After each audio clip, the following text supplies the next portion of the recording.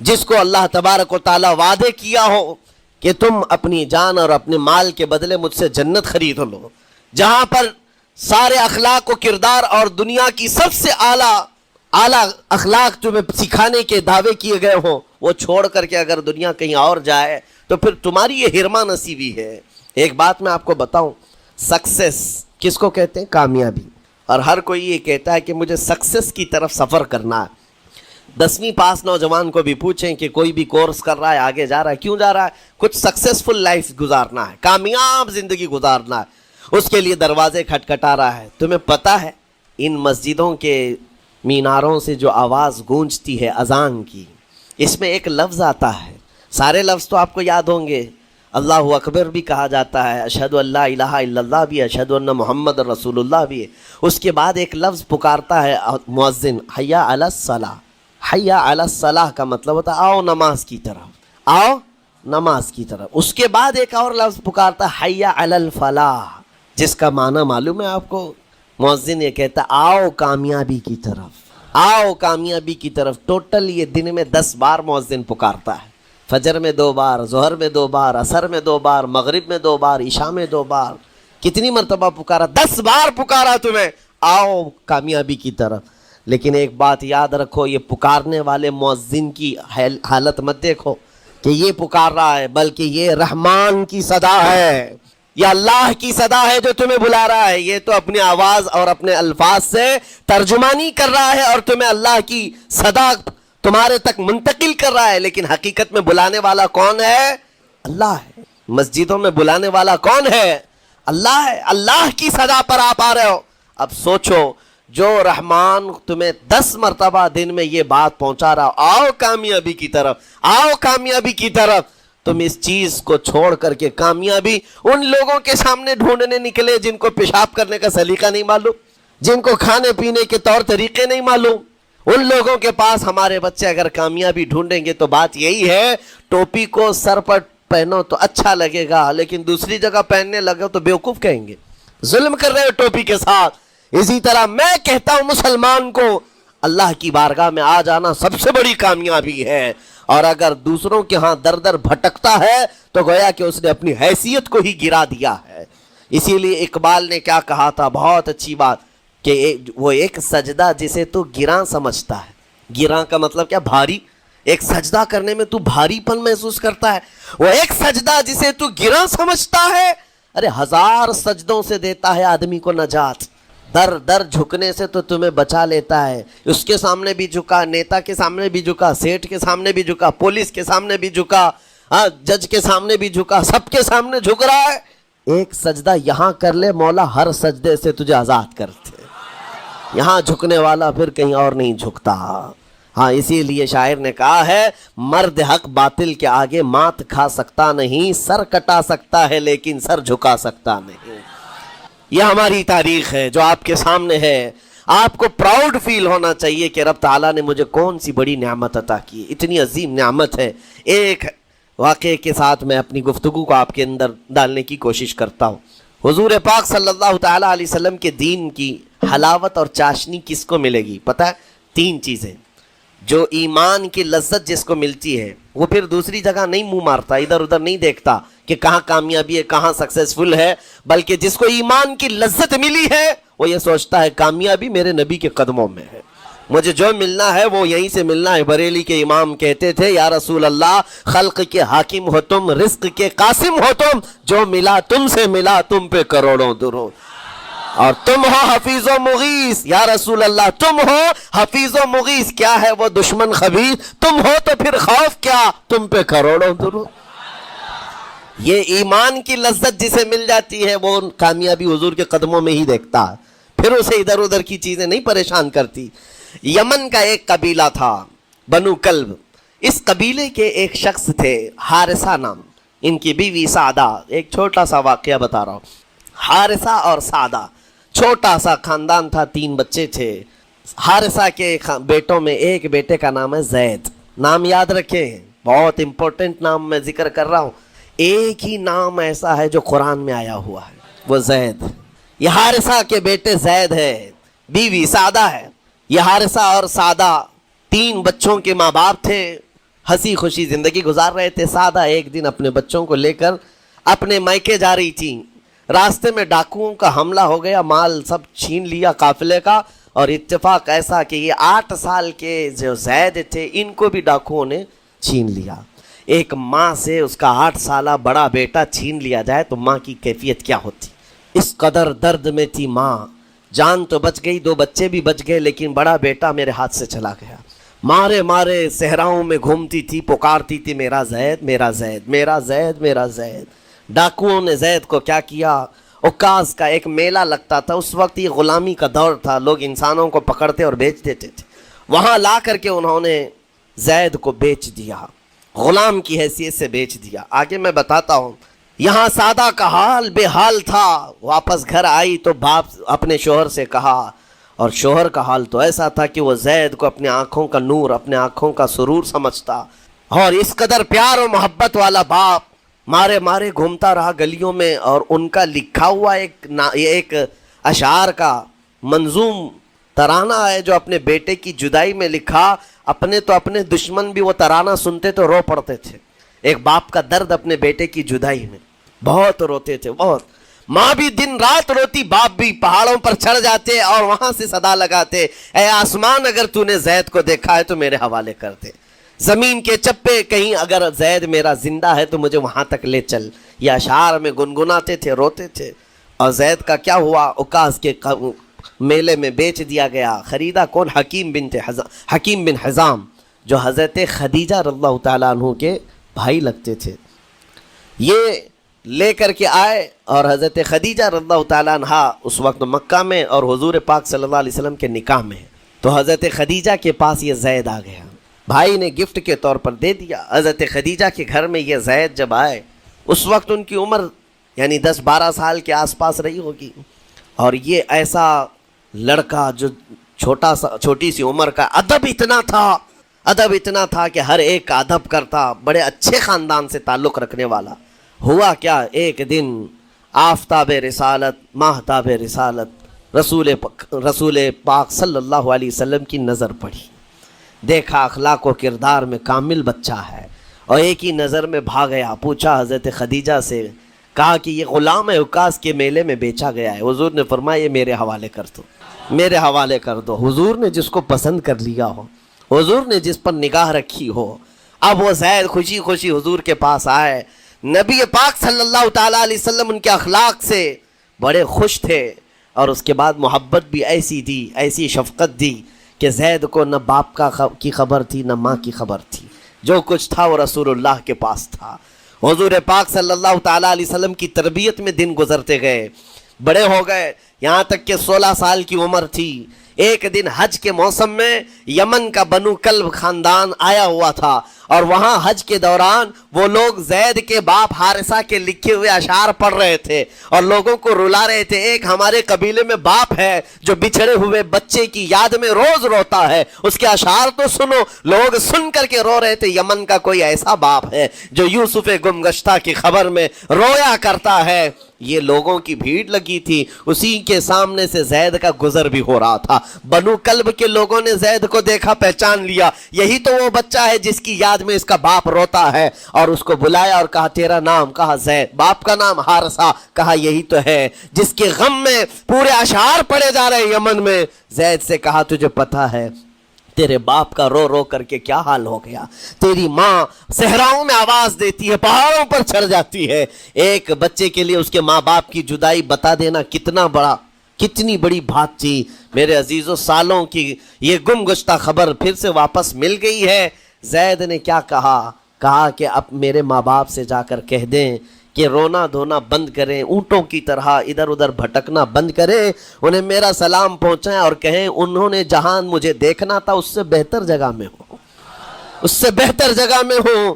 یہ بنو کلب خاندان گیا یمن, جا کر کے باپ سے کہا حارثہ سے اور سعدہ سے, خبر تمہارے لیے اچھی لائے, تمہارا گم ہوا بیٹا جو پچھلے 10-12 سالوں سے تمہیں نہیں مل رہا تھا، وہ حرم کعبہ کے پاس ہمیں نظر آیا ہے، غلام بنا کر لوگوں نے بیچا ہے اسے، لیکن وہ ایک ایسے حسین و جمیل کی غلامی میں ہے، ایک ایسے حسن والے کی غلامی میں ہے کہ زید وہاں سے ہٹنا نہیں چاہتا۔ باپ نے کہا میرے کلیجے سے پوچھو مجھ پر گزرتی کیا ہے، اس کی ماں سے پوچھو، ایک نظر دیکھ لے گا وہ واپس ہماری جھولی میں آ جائے گا۔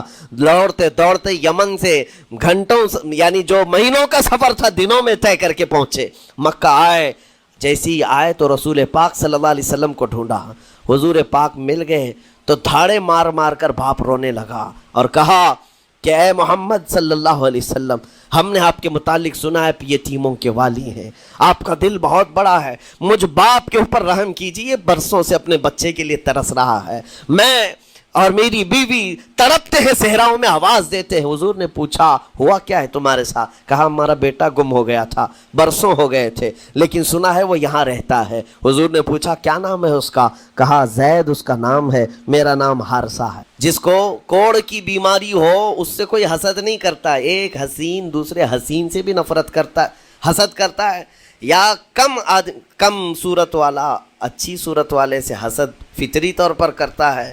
اسی لیے محاورہ کہا گیا ہے کہ حسینوں سے حسد ہوتا ہے، تو اسلام میں جو حسن ہے تو جتنے جلنے والے ہیں اتنے زیادہ حسد کرنے والے پیدا ہوتے ہی رہیں گے۔ اب آپ کے لیے یہ فخر کی بات ہے کہ دنیا جسے ٹارگٹ نمبر 1 کہتی ہے، جس سے چڑھتی ہے اور جلتی ہے، الحمدللہ رب تبارک و تعالیٰ نے وہ دین ہمیں عطا فرمایا۔ وہ اس لیے نہیں ہے کہ لوگوں کے چڑھنے کی وجہ سے میں فخر کر رہا ہوں، اس لیے کہ میرے دین کے علاوہ کوئی دین ایسا نہیں جو یہ دعویٰ کر سکے کہ ہم کمپلیٹ لا رکھتے ہیں، صرف اور صرف اسلام کے پاس ہے۔ میں یہاں کھڑے ہو کر کے یہ صرف الفاظ کی پھیکم پھاک نہیں کر رہا ہوں، چیلنج ہے یہ، پوری دنیا کے کسی بھی ریلیجن کے پاس وہ سارے مسائل نہیں مل پائیں گے جو دین اسلام کے پاس موجود ہیں۔ دین اسلام کے لیے اگر آپ کو میں بتا دوں کہ اس کا جو فقہ کا نظام ہے، مسئلے مسائل، جس کو اگر آپ پڑھنے کی کوشش بھی کریں زندگیاں بیت جائیں، صرف اور صرف ایک چیپٹر پر کتابیں لکھی ہوئی ہیں، صرف نکاح کے مسئلے کتابیں پوری ہیں، صرف طلاق کے مسئلے پوری کتابیں موجود ہیں، اتنا وستار کے ساتھ، اتنا تفصیل کے ساتھ کوئی دین نہیں پیش کرتا، صرف اور صرف اسلام ہے۔ یہ باتیں میں آپ کے سامنے کیوں رکھ رہا ہوں میرے عزیز ہو، تاکہ تمہیں یہ احساس ہو کہ اللہ نے کون سی نعمت تمہیں دی ہے۔ اسی آیت میں رب تعالیٰ فرماتا ہے وَأَتْمَمْتُ عَلَيْكُمْ نِعْمَتِي، میں نے اپنی پوری نعمت تمہیں دے دیا، پوری نعمت تمہیں دے دیا۔ احساس کرو کہ اسلام سے بڑھ کر نعمت کیا ملتی تمہیں، اسلام سے بڑھ کر کے کیا نعمت ہے، جس میں رب تبارک و تعالیٰ نے تمہیں اخلاق و کردار دیے ہیں، تعلیم کے لیے سارے۔ آپ کو ابھی اس زمانے میں پروپیگنڈے کے شکار ہو گئے کہ ہم جاہل قوم سے وابستہ ہیں، ہمارے ہاں جہالت زیادہ ہے، ہمارے ہاں بد کرداری زیادہ ہے۔ یہ عوام کو دیکھ کر کے لوگوں نے پروپیگنڈا بنایا، ورنہ تو ان کی حالت یہ تھی 18ویں صدی تک یورپ والوں کو روڈ بنانے کا طریقہ بھی نہیں معلوم تھا، اسلام نے سکھایا ہے۔ ان کو پارلیمنٹ میں بیٹھنے کا قانون نہیں معلوم تھا، اسلام نے قانون عطا کیے ہیں۔ ان کو عدالت چلانے کے معاملے معلوم نہیں تھے، اسلام نے پوری کتابیں پیش کی ہیں۔ اٹلی اور ڈنمارک جو آج یورپ کی کنٹریز میں شامل ہوتے ہیں، یہاں کے بادشاہوں کے بچے اسلامی علماء کے پاس اندلس میں پڑھنے کے لیے جاتے تھے، عیسائیوں کے، دوسروں کے، انگریزوں کے بچے، اور جب پڑھ کر کے آتے تھے اٹلی اور ڈنمارک میں واپس تو پورے لوگ ان کو دیکھنے کے لیے بھیڑ لگاتے ہیں کہ یہ علماء اسلام سے پڑھ کر کے آ رہے ہیں۔ دنیا کو قلم پکڑنا سکھایا ہے اسلام نے۔ آپ کو ابھی میں اس موضوع پر نہیں بات کر رہا ہوں جو اسلام نے پوری دنیا کو دیا ہے۔ آج یہ جو گھڑی دیکھتے ہیں نا ہر جگہ پوری دنیا کا ٹائم، سب سے پہلے مسلم علماء نے اس کو ایجاد کیا ہے۔ دنیا کو ٹائم دیکھنے کا طریقہ اسلام نے سکھایا ہے۔ آپ کو ایک دو نہیں، آج پوری دنیا میں میڈیکل سرجری جو بھی ہوتی ہے، آپ کو پتہ ہے چیر پھاڑ کرنا ہر جگہ ضروری ہو گیا ہے، آپریشن تھیٹر، ساری دنیا جو سرجری کرتی ہے اس کے بیسک قانون ابو علی سینا اسلامی عالم کے لکھے ہوئے ہیں۔ آج بھی امریکہ کی یونیورسٹی میں یہ کتاب داخل ہے، کیلیفورنیا میں۔ اسلامی علماء نے جو پوری دنیا کو دیا ہے وہ ایک الگ ٹاپک ہے۔ وہ اس کی ترقی اور عروج کا وقت تھا۔ اسپین میں کیمسٹری میں سب سے پہلے ایجاد کرنے والے علماء موجود ہیں، جابر بن حیان ہیں جو الجبرا پوری دنیا کو دیا ہے. آج ہر یونیورسٹی ہر کالج میں الجبرا کا سبجیکٹ ہوتا ہے. کس نے لکھا ہے؟ دنیا کو چلنے کا سلیقہ اسلام نے سکھایا ہے, بولنے کا طریقہ اسلام نے سکھایا ہے. سیاست کے معاملات آپ کو پتہ ہے, پہلے کے دور کی سیاست یہ تھی, جو بادشاہ بن گیا اس کا راج ہے, اس کا قانون ہے. اور رات کو خواب میں کوئی چیز دیکھے تو صبح قانون بنا دے گا. بادشاہوں کا مزاج ہے, خواب میں کوئی چیز نظر آ گئی صبح وہ قانون بن گئی. تو یہ تو سلسلہ چلتا تھا پوری دنیا میں. اور آج بھی دنیا اس بات کی قرضدار ہے کہ حقیقت میں سیاست کسی نے سکھائی ہے تو وہ عمر ابن خطاب کی سیاست ہے, صدیق اکبر کی سیاست ہے. خلفائے راشدین نے جو حکومت و سیادت کر کے دنیا کو دکھایا ہے اس کی مثال کوئی پیش نہیں کر سکتا. اسی لیے ہمارے اس دیش کے جانتے ہیں جن کو موہن داس کرم چند گاندھی کہا جاتا ہے, گاندھی جی کو آج سارے لوگ یاد کرتے ہیں. گاندھی نے یہ کہا ہے, اپنے دور کے حکومت چلانے والوں کو مثال اگر کوئی دے سکتا ہوں تو ابو بکر اور عمر کی دے سکتا ہوں, کیونکہ یہ کالپنائیں نہیں ہیں, یہ خیالی نہیں ہیں, یہ فیلڈ میں اترے ہوئے لوگ ہیں. وہ صدیق اکبر اسلام نے دیا ہے جس نے پوری دنیا کو فاقہ کشی میں خود رہ کر کے لوگوں کی بھوک مٹانے کا سلیقہ عطا کیا ہے. اس عمر ابن خطاب کو اسلام نے دنیا میں پیش کیا ہے جس عمر فاروق کا حال یہ ہے, پورا مدینہ رات کو سوتا ہے اور یہ خلیفہ وقت گلیوں میں گشت کر رہا ہوتا ہے کہ کوئی بھوکا نہ سو رہا ہو.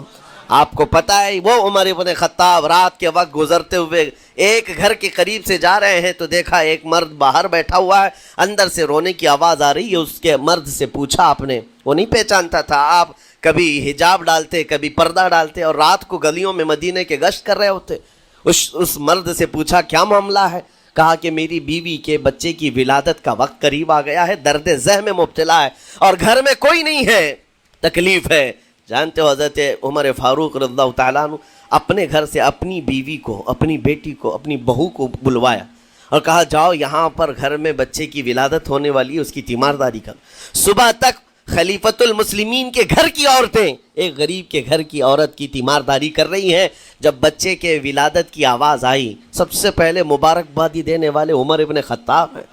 اس سے کہتے بھائی تمہیں مبارک ہو, اللہ نے بیٹا عطا فرمایا. وہ خوش و خرم ہے کہ میرا کوئی رشتہ دار نہیں ہے, اجنبی رات کو آیا ہے اور مجھے مبارکبادی بھی دیا, میرے گھر کے سارے کام کاج بھی اٹھا لیا اور اپنی پیٹھ پر گھر سے بوریاں لا کر کے آٹے اور راشن کا اس گھر میں پہنچایا اور کہا خوش و خرم رہو, اللہ نے تمہارے گھر میں برکت دی ہے. صبح اٹھ کر کے وہ لوگوں کو بتا رہا ہے اللہ نے رات کو ایک عجیب فرشتہ بھیجا, میرے گھر میں اکیلی عورت تھی, درد ذہ میں مبتلا تھی, 3 عورتیں بھی آئی اور ایک مرد بھی آیا, رات بھر میرے ساتھ بیٹھا رہا, مجھے کھلایا پلایا بھی, میرے گھر کی تیمارداری بھی کر کے گیا. لوگوں نے کہا جانتے ہو کون تھا وہ؟ عمر ابن خطاب امیر المومنین تھے. دنیا کو یہ سیاست کا سلیقہ دینے والا اسلام کا وہ عظیم سپہ سالار ہے. آج بھی آپ کو میں بتاؤں اٹلی میں اور ڈنمارک میں اور کچھ کنٹریز میں ایک دن منانے کا پرستاؤ پیش کیا جا رہا ہے. یہ نہیں کہہ رہا ہوں ریچرڈ کا یا ریمنڈ کا, کوئی جو بڑے بڑے ان کے سپہ سالار ہیں ان کا ایک دن منایا جائے گا جن کو مطلب کوئی بہت بڑا نوبل پرائز ملا ہو. میں یورپین کنٹریز کی بات کر رہا ہوں جہاں وہ اپنے بادشاہوں کے پیدائش کا دن یا ان کے کسی اینیورسری کو منانے کا پرستاؤ نہیں پیش کر رہے ہیں, بلکہ یورپ کی یہ 2 کنٹریاں ہیں جو یہ پرستاؤ پیش کر رہی ہیں کہ سال میں ایک دن ایسا منایا جائے جس کا نام صلاح الدین ایوبی ڈے ہونا چاہیے. یہ ہم نہیں کہہ رہے ہیں, دنیا آج بھی اس بات کو تسلیم کرتی ہے, صلاح الدین جیسا جرنیل دیکھا نہیں ہے. عزیزان گرامی وقار, یہ چند مثالیں میں آپ کے سامنے رکھا اور اس کے بعد پھر میں تمہیں جھنجھوڑ کر پوچھتا ہوں, اپنے دل پر ہاتھ رکھ کر کے بتاؤ اسلام سے اچھا کوئی راستہ ہے؟ قرآن یہی کہتا ہے وَمَن يَبْتَغِ غَيْرَ الْإِسْلَامِ دِينًا فَلَن يُقْبَلَ مِنْهُ, جو اسلام کے علاوہ دوسرا راستہ لے کر کے آئے گا قیامت کے دن اس کا کوئی قبول نہیں کیا جائے گا, نہیں قبول کیا جائے گا, بلکہ وہ سب سے بڑے گھاٹے میں ہوگا, آخرت کے دن خسارہ اٹھانے والوں میں ہوگا. آج تمہارے پاس وہ عقل سلیم اللہ تعالیٰ نے دیا جس کو تھوڑی بہت شدھ بدھ ہونا, عقل کا استعمال کرتا ہو, وہ بھی اسلام کے متعلق سوچے گا کہ میرے دین میں اتنی اچھائیاں ہیں, آج تک رب تعالیٰ نے مجھے یہ پیشانی کسی کے سامنے جھکنے نہیں دیا. کہیں جھکاتے ہو؟ ارے کھانا کھاتے ہیں, کھانا تو روزانہ ضروری ہے, اور رزق کے معاملے میں تو لوگ ایسے, دنیا کہتی ہے پیٹ پوجا, ہم پیٹ پوجا نہیں کہتے, کھانے کے لیے بعض لوگ کہتے ہیں نا پہلے پیٹ پوجا ہو جائے، پوجا کا لفظ ہی ہم استعمال نہیں کرتے. کھانا برتن میں رکھا ہوا ہے، آپ کے گھر میں کھانا لا کر کے دیا جاتا ہے، تو کیا آپ سر جھکا کر چاٹ کے کھاتے ہیں یا لقمے اٹھا کر ہاتھ سے کھاتے ہیں؟ ہاتھ سے کھاتے ہیں. باقی جانوروں کو دیکھو، بکری کھاتی ہے منہ جھکا کر کھاتی ہے، بیل بھینس وغیرہ سب سر جھکا کر کے کھاتے ہیں، رزق کو چاٹ کے کھاتے ہیں. ان کا سر جھک جاتا ہے، لیکن تمہارے سر کو رب نے اتنا محترم رکھا کہ روز جو تمہیں رزق کی ضرورت ہے اس کے سامنے بھی مت جھکاؤ. سر جھکانا ہے تو رزق کے سامنے نہیں، رزاق کے سامنے جھکایا جائے. تمہاری پیشانی کو محترم رکھا گیا ہے کہ تم جھکو گے تو کس کے سامنے؟ صرف رزاق جو ہمارا پالنہار حقیقی ہے. اور حد تو یہ ہے میرے عزیزو، یہ دنیا کی واحد قوم ہے، یہ واحد مذہب ایسا ہے، یہودی ہوں، عیسائی ہوں، ہندو ہوں، کوئی بھی ریلیجن آپ لے کر کے آئیں، جس کو وہ بہت زیادہ مانتے ہیں یا جس کو گاڈ کہتے ہیں یا جس کو بھگوان کہتے ہیں، ان کی صورت بھی ہوگی، مورت بھی ہوگی، اور سامنے دیکھتے ہیں اور جھکتے ہیں، عبادت کرتے ہیں. لیکن تنہا مسلمان ایسے ہیں، کروڑوں مسجدیں ہوں گی، کہیں خدا کی کوئی تصویر دیکھا ہے؟ کہیں مسجدوں میں خدا کا کوئی مورت یا صورت بنائی ہوئی دیکھا ہے؟ نہیں ہے. یہ واحد قوم ہے جو بن دیکھے مولا کی بارگاہ میں سجدے میں جھک جاتی ہے. صرف بات اتنی ہے کہ ان کو یہ کہنا پڑے گا، اگر میں کہوں میرے نام پر آ جاؤ جھک جاؤ، نہیں، کوئی نہیں جھکائے گا. ہاں، یہ کہنا پڑے گا امام کو بھی، اللہ اکبر، اللہ سب سے بڑا ہے. پھر کوئی پیچھے کھڑا ہوا یہ نہیں پوچھتا کہ کس نے کہا، کون پکار رہا ہے، پیشانی لے جا کر زمین پر لگا دیتے. کیوں؟ ہماری پیشانی خالص اللہ کے لیے ہے. میرے عزیزو، یہ وہ پرائیورٹیز ہیں اور یہ اسپیشلٹی ہے آپ کے اس کمیونٹی کی، جس کو مجھے آپ کے سامنے رکھنا ہے. اتنی سارے اچھے گلشن کو چھوڑ کر اگر کوئی بربادی کی طرف جائے تو پھر سوائے بدنصیبی کے کیا ہے اس کے پاس؟ جس کو اللہ تبارک و تعالیٰ وعدے کیا ہو کہ تم اپنی جان اور اپنے مال کے بدلے مجھ سے جنت خرید لو، جہاں پر سارے اخلاق و کردار اور دنیا کی سب سے اعلیٰ اخلاق تمہیں سکھانے کے دعوے کیے گئے ہوں، وہ چھوڑ کر کے اگر دنیا کہیں اور جائے تو پھر تمہاری یہ ہرما نصیبی ہے. ایک بات میں آپ کو بتاؤں، سکسیس کس کو کہتے ہیں؟ کامیابی. اور ہر کوئی یہ کہتا ہے کہ مجھے سکسیس کی طرف سفر کرنا ہے. 10ویں پاس نوجوان کو بھی پوچھیں کہ کوئی بھی کورس کر رہا ہے، آگے جا رہا ہے، کیوں جا رہا ہے؟ کچھ سکسیسفل لائف گزارنا ہے، کامیاب زندگی گزارنا ہے، اس کے لیے دروازے کھٹکھٹا رہا ہے. تمہیں پتہ ہے ان مسجدوں کے میناروں سے جو آواز گونجتی ہے اذان کی، اس میں ایک لفظ آتا ہے، سارے لفظ تو آپ کو یاد ہوں گے، اللہ اکبر بھی کہا جاتا ہے، اشہد ان لا الہ الا اللہ بھی، اشہد ان محمد رسول اللہ بھی ہے. اس کے بعد ایک لفظ پکارتا ہے مؤذن، حی علی الصلاۃ. حی علی الصلاۃ کا مطلب ہوتا ہے آؤ نماز کی طرف، آؤ نماز کی طرف. اس کے بعد ایک اور لفظ پکارتا ہے حی علی الفلاح، جس کا معنی معلوم ہے آپ کو؟ مؤذن یہ کہتا ہے آؤ کامیابی کی طرف، آؤ کامیابی کی طرف. ٹوٹل یہ دن میں 10 بار مؤذن پکارتا ہے، فجر میں 2 بار، ظہر میں 2 بار، عصر میں 2 بار، مغرب میں 2 بار، عشاء میں 2 بار. کتنی مرتبہ پکارا؟ 10 بار پکارا تمہیں، آؤ کامیابی کی طرف. لیکن ایک بات یاد رکھو، یہ پکارنے والے مؤذن کی حالت مت دیکھو کہ یہ پکار رہا ہے، بلکہ یہ رحمان کی صدا ہے، یہ اللہ کی صدا ہے جو تمہیں بلا رہا ہے. یہ تو اپنی آواز اور اپنے الفاظ سے ترجمانی کر رہا ہے اور تمہیں اللہ کی صدا تمہارے تک منتقل کر رہا ہے، لیکن حقیقت میں بلانے والا کون ہے؟ اللہ ہے. مسجدوں میں بلانے والا کون ہے؟ اللہ ہے. اللہ کی صدا پر آپ آ رہے ہو. اب سوچو، جو رحمان تمہیں 10 مرتبہ دن میں یہ بات پہنچا رہا، آؤ کامیابی کی طرف، آؤ کامیابی کی طرف، تم اس چیز کو چھوڑ کر کے کامیابی ان لوگوں کے سامنے ڈھونڈنے نکلے جن کو پیشاب کرنے کا سلیقہ نہیں معلوم، جن کو کھانے پینے کے طور طریقے نہیں معلوم.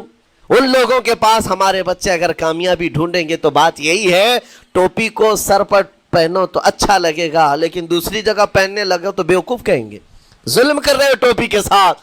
اسی طرح میں کہتا ہوں مسلمان کو اللہ کی بارگاہ میں آ جانا سب سے بڑی کامیابی ہے، اور اگر دوسروں کے ہاں در در بھٹکتا ہے تو گویا کہ اس نے اپنی حیثیت کو ہی گرا دیا ہے. اسی لیے اقبال نے کیا کہا تھا، بہت اچھی بات، کہ وہ ایک سجدہ جسے تو گراں سمجھتا ہے. گراں کا مطلب کیا؟ بھاری. ایک سجدہ کرنے میں تو بھاری پن محسوس کرتا ہے، وہ ایک سجدہ جسے تو گراں سمجھتا ہے، ارے 1000 سجدوں سے دیتا ہے آدمی کو نجات. در در جھکنے سے تو تمہیں بچا لیتا ہے. اس کے سامنے بھی جھکا, نیتا کے سامنے بھی جھکا, سیٹھ کے سامنے بھی جھکا, پولیس کے سامنے بھی جھکا, جج کے سامنے بھی جھکا, سب کے سامنے جھک رہا ہے. ایک سجدہ یہاں کر لے, مولا ہر سجدے سے تجھے آزاد کرتے. یہاں جھکنے والا پھر کہیں اور نہیں جھکتا. ہاں اسی لیے شاعر نے کہا ہے, مرد حق باطل کے آگے مات کھا سکتا نہیں, سر کٹا سکتا ہے لیکن سر جھکا سکتا نہیں. یہ ہماری تاریخ ہے جو آپ کے سامنے ہے. آپ کو پراؤڈ فیل ہونا چاہیے کہ رب تعالیٰ نے مجھے کون سی بڑی نعمت عطا کی, اتنی عظیم نعمت ہے. ایک واقعے کے ساتھ میں اپنی گفتگو کو آپ کے اندر ڈالنے کی کوشش کرتا ہوں. حضور پاک صلی اللہ تعالیٰ علیہ وسلم کے دین کی حلاوت اور چاشنی کس کو ملے گی پتہ ہے؟ 3 چیزیں. جو ایمان کی لذت جس کو ملتی ہے وہ پھر دوسری جگہ نہیں منہ مارتا, ادھر ادھر نہیں دیکھتا کہ کہاں کامیابی ہے, کہاں سکسیسفل ہے, بلکہ جس کو ایمان کی لذت ملی ہے وہ یہ سوچتا ہے کامیابی میرے نبی کے قدموں میں ہے, مجھے جو ملنا ہے وہ یہیں سے ملنا ہے. بریلی کے امام کہتے تھے, یا رسول اللہ خلق کے حاکم ہو تم, رزق کے قاسم ہو تم, جو ملا تم سے ملا تم پہ کروڑوں درود, اور تم ہو حفیظ و مغیث. یا رسول اللہ تم ہو حفیظ و مغیث, کیا ہے وہ دشمن خبیث, تم ہو تو پھر خوف کیا, تم پہ کروڑوں درود. یہ ایمان کی لذت جسے مل جاتی ہے وہ کامیابی حضور کے قدموں میں ہی دیکھتا ہے, پھر اسے ادھر ادھر کی چیزیں نہیں پریشان کرتی. یمن کا ایک قبیلہ تھا بنو کلب. اس قبیلے کے ایک شخص تھے حارثہ نام, ان کی بیوی سعدہ. ایک چھوٹا سا واقعہ بتا رہا ہوں. حارثہ اور سعدہ چھوٹا سا خاندان تھا, 3 بچے تھے. حارثہ کے بیٹوں میں ایک بیٹے کا نام ہے زید. نام یاد رکھیں, بہت امپورٹنٹ نام میں ذکر کر رہا ہوں. ایک ہی نام ایسا ہے جو قرآن میں آیا ہوا ہے, وہ زید. یہ حارثہ کے بیٹے زید ہے, بیوی سعدہ ہے. یہ حارثہ اور سعدہ 3 بچوں کے ماں باپ تھے, ہنسی خوشی زندگی گزار رہے تھے. سعدہ ایک دن اپنے بچوں کو لے کر اپنے میکے جا رہی تھی. راستے میں ڈاکوؤں کا حملہ ہو گیا, مال سب چھین لیا قافلے کا, اور اتفاق ایسا کہ یہ 8 سال کے جو زید تھے ان کو بھی ڈاکوؤں نے چھین لیا. ایک ماں سے اس کا 8 سالہ بڑا بیٹا چھین لیا جائے تو ماں کی کیفیت کیا ہوتی. اس قدر درد میں تھی ماں. جان تو بچ گئی, 2 بچے بھی بچ گئے, لیکن بڑا بیٹا میرے ہاتھ سے چلا گیا. مارے مارے صحراؤں میں گھومتی تھی, پکارتی تھی میرا زید میرا زید میرا زید میرا زید. ڈاکوؤں نے زید کو کیا کیا, عکاظ کا ایک میلہ لگتا تھا. اس وقت یہ غلامی کا دور تھا, لوگ انسانوں کو پکڑتے اور بیچ دیتے تھے. وہاں لا کر کے انہوں نے زید کو بیچ دیا, غلام کی حیثیت سے بیچ دیا. آگے میں بتاتا ہوں. یہاں سعدہ کا حال بے حال تھا. واپس گھر آئی تو باپ اپنے شوہر سے کہا, اور شوہر کا حال تو ایسا تھا کہ وہ زید کو اپنے آنکھوں کا نور, اپنے آنکھوں کا سرور سمجھتا. اور اس قدر پیار و محبت والا باپ مارے مارے گھومتا رہا گلیوں میں. اور ان کا لکھا ہوا ایک اشعار کا منظوم ترانہ ہے جو اپنے بیٹے کی جدائی میں لکھا. اپنے تو اپنے دشمن بھی وہ ترانہ سنتے تو رو پڑتے تھے. ایک باپ کا درد اپنے بیٹے کی جدائی میں, بہت روتے تھے, بہت. ماں بھی دن رات روتی, باپ بھی پہاڑوں پر چڑھ جاتے اور وہاں سے صدا لگاتے, اے آسمان اگر تو نے زید کو دیکھا ہے تو میرے حوالے کر دے. زمین کے چپے کہیں اگر زید میرا زندہ ہے تو مجھے وہاں تک لے چل. یہ اشعار میں گنگناتے تھے, روتے تھے. اور زید کا کیا ہوا, عکاظ کے میلے میں بیچ دیا گیا. خریدا کون, حکیم بن حزام, جو حضرت خدیجہ رضی اللہ تعالیٰ عنہ کے بھائی لگتے تھے. یہ لے کر کے آئے اور حضرت خدیجہ رضی اللہ تعالیٰ عنہ اس وقت مکہ میں اور حضور پاک صلی اللہ علیہ وسلم کے نکاح میں. تو حضرت خدیجہ کے پاس یہ زید آ گیا, بھائی نے گفٹ کے طور پر دے دیا. حضرت خدیجہ کے گھر میں یہ زید جب آئے, اس وقت ان کی عمر یعنی 10-12 سال کے آس پاس رہی ہوگی. اور یہ ایسا لڑکا جو چھوٹی سی عمر کا, ادب اتنا تھا کہ ہر ایک کا ادب کرتا, بڑے اچھے خاندان سے تعلق رکھنے والا. ہوا کیا, ایک دن آفتاب رسالت, ماہتاب رسالت رسول پاک صلی اللہ علیہ وسلم کی نظر پڑی. دیکھا اخلاق و کردار میں کامل بچہ ہے, اور ایک ہی نظر میں بھاگ گیا. پوچھا حضرت خدیجہ سے, کہا کہ یہ غلام ہے, عکاظ کے میلے میں بیچا گیا ہے. حضور نے فرمایا یہ میرے حوالے کر دو, میرے حوالے کر دو. حضور نے جس کو پسند کر لیا ہو, حضور نے جس پر نگاہ رکھی ہو. اب وہ زید خوشی خوشی حضور کے پاس آئے. نبی پاک صلی اللہ تعالیٰ علیہ وسلم ان کے اخلاق سے بڑے خوش تھے. اور اس کے بعد محبت بھی ایسی دی، ایسی شفقت دی کہ زید کو نہ باپ کی خبر تھی نہ ماں کی خبر تھی، جو کچھ تھا وہ رسول اللہ کے پاس تھا۔ حضور پاک صلی اللہ تعالیٰ علیہ وسلم کی تربیت میں دن گزرتے گئے، بڑے ہو گئے، یہاں تک کہ 16 سال کی عمر تھی۔ ایک دن حج کے موسم میں یمن کا بنو کلب خاندان آیا ہوا تھا، اور وہاں حج کے دوران وہ لوگ زید کے باپ حارثہ کے لکھے ہوئے اشعار پڑھ رہے تھے اور لوگوں کو رلا رہے تھے۔ ایک ہمارے قبیلے میں باپ ہے جو بچھڑے ہوئے بچے کی یاد میں روز روتا ہے، اس کے اشعار تو سنو۔ لوگ سن کر کے رو رہے تھے، یمن کا کوئی ایسا باپ ہے جو یوسف گم گشتہ کی خبر میں رویا کرتا ہے۔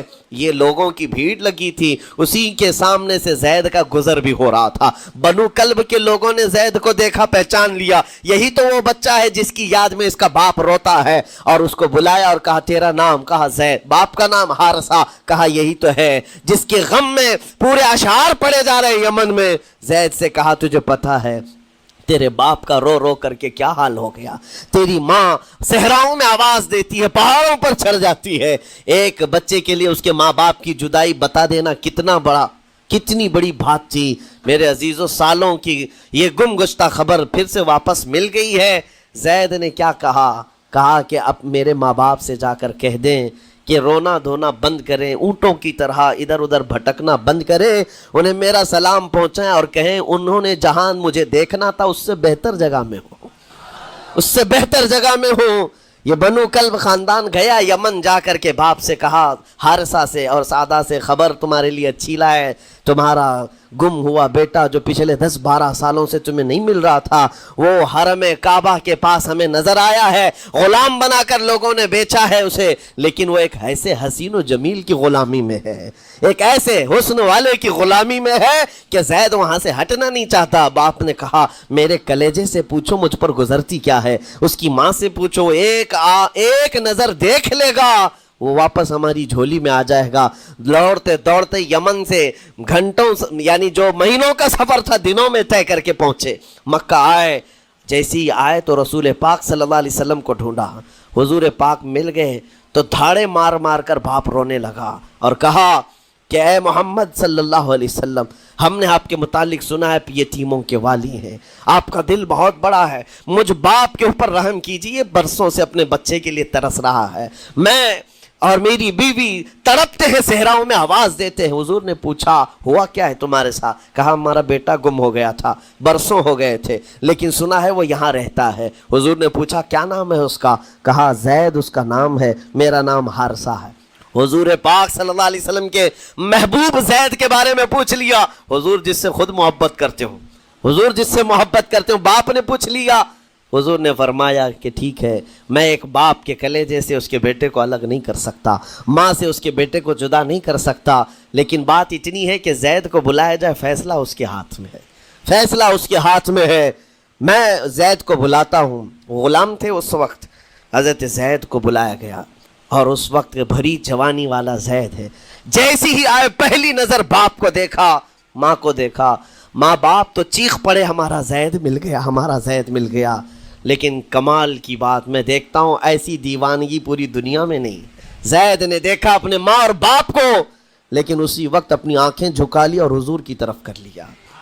کہا نہ، ادھر پہلے حضور پاک صلی اللہ علیہ وسلم کی طرف۔